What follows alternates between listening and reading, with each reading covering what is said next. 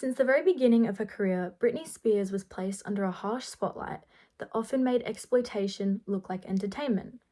While she was marketed as the girl next door, the media and music industry would simultaneously sexualize her image, beginning in her teenage years, through her clothing, performances, and even the questions she was asked by adult interviewers. When Britney released her first big hit, Baby One More Time, in 1998, she was just 16 years old. The music video showed her dancing in a tied-up school uniform and short skirt, which quickly became iconic but was also controversial.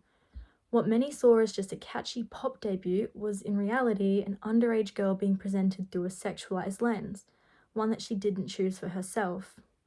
She was marketed through the male gaze, where her body was used to attract attention and headlines, even though her primary audience was other young girls who looked up to her.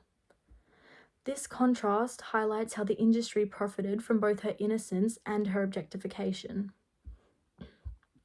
As her career grew, so did the demand for her to appear more mature. By the 2001 MTV Video Music Awards, Britney's image had transformed.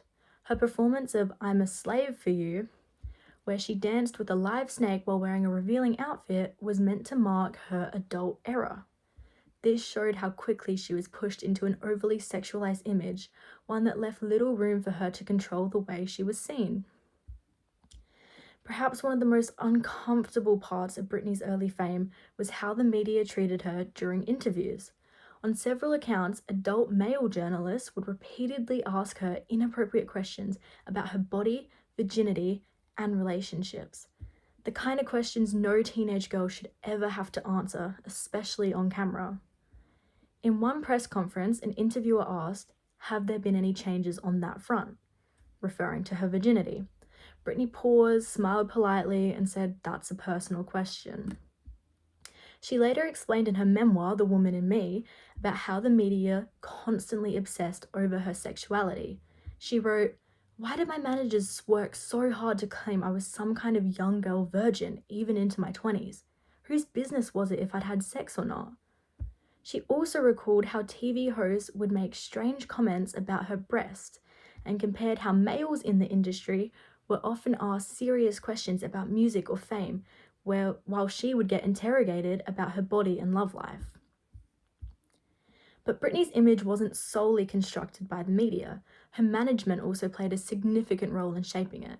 In her memoir, she also revealed that her team had strict control over almost every aspect of her personal persona, from what she wore, how she spoke, even the emotions she was allowed to express. She revealed that behind the scenes, she often felt uncomfortable with the clothing choices made for her, especially when they became obsessively revealing, helping her maintain that grown-up image.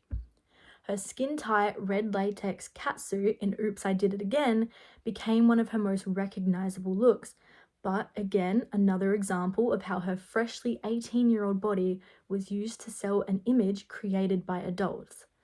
She later reflected, "If I wore a revealing outfit, I was seen as bad. If I didn't, it was boring. I felt like I couldn't win." Her frustration emphasizes how she was stripped of both privacy and agency in the name of fame, and how she was expected to embody desire while constantly being judged for it. Looking back now, it's clear that the sexualization of Britney Spears wasn't an isolated event. It reflects a much wider issue in how the entertainment industry treats its underage girls. Other actresses, such as Emma Watson and Natalie Portman, have also voiced their experience with facing pressures to appear older or more sexualized while still underage, reflecting a pattern on exploitation that extends far beyond just one person. Britney's story has since become a warning about the dangers of fame and has exposed the way society seems to believe that it's okay to view women's bodies as a public property. Through documentaries, interviews, and her memoir, Britney has reclaimed her voice, reminding people that behind every pop star is a human being who deserves respect and privacy.